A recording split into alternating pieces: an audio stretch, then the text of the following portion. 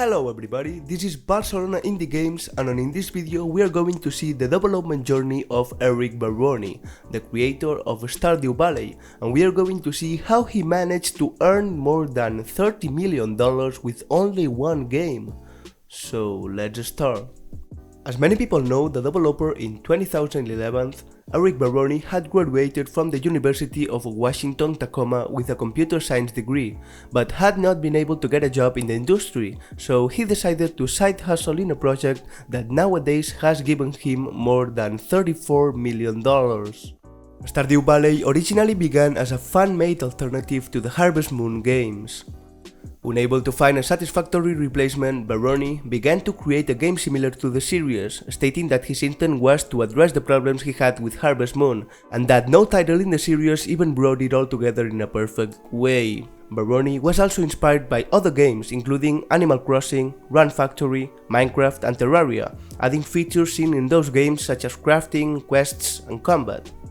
So how he managed to work so hard in a title that have so many features, good pixel art and a very good music and sound effects? Let's see that.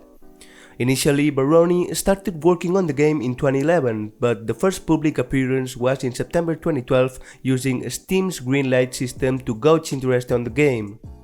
After the title was shown a great deal of support from the community, Barone began to start working on the title in full, engaging with Reddit and Twitter communities to discuss his progress and gain feedback on proposed additions.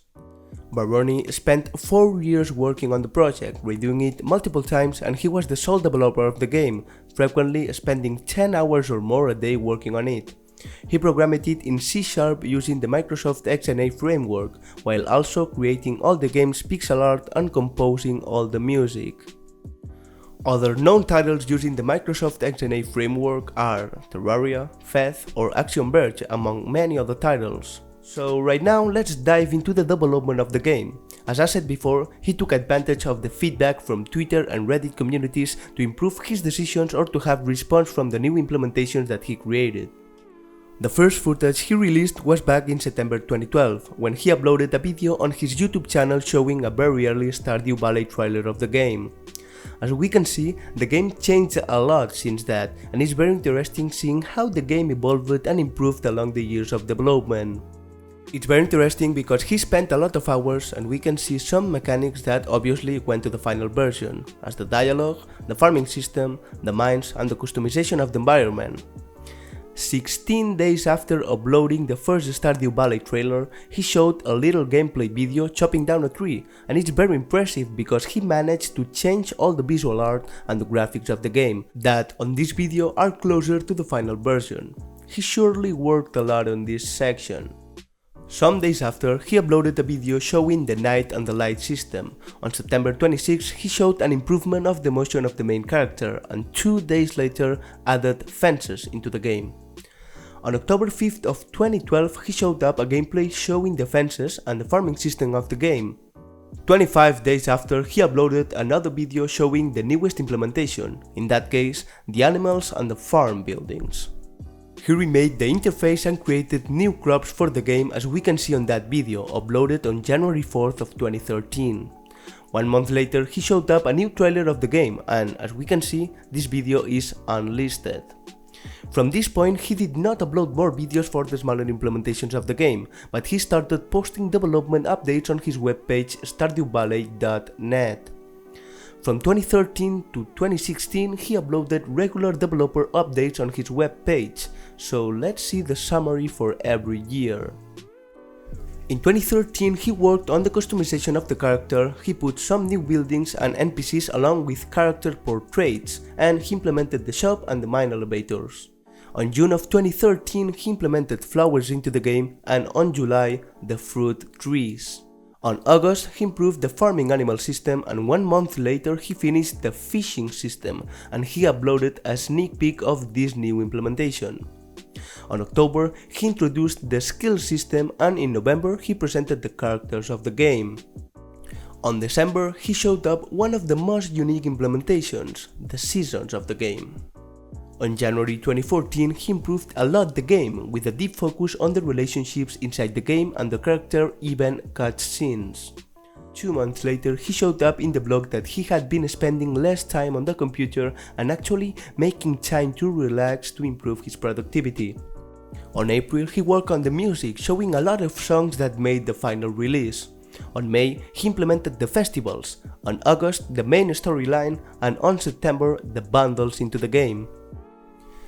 On October 14th of 2014, he uploaded another gameplay footage, showing nearly the game we all know today.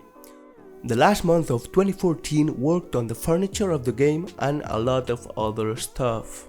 On 2015 he worked on the marriage system in January, and on February a lot of new implementations, as we can see on that post. He had progress with the mines of the game, redid the dialogue system, improved the farming, the missions, the relationships, and a lot more other things. On September 23rd of 2015, Chucklefish, the company that helped him to create his webpage and the multiplayer functionalities, uploaded a streaming on their YouTube channel playing Stardew Valley for 1 hour and a half.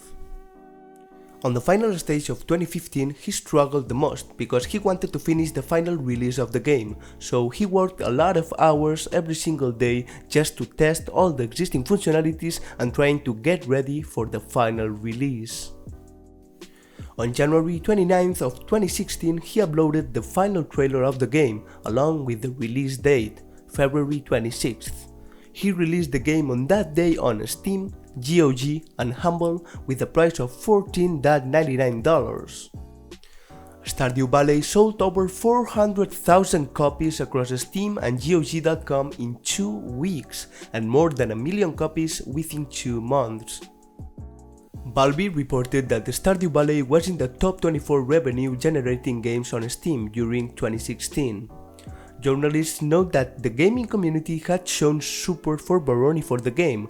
While there had been some players who obtained the game illegally, these players were impressed with the game and they stated they planned to purchase the game. By January 2020, Stardew Valley has sold over 10 million copies across all platforms.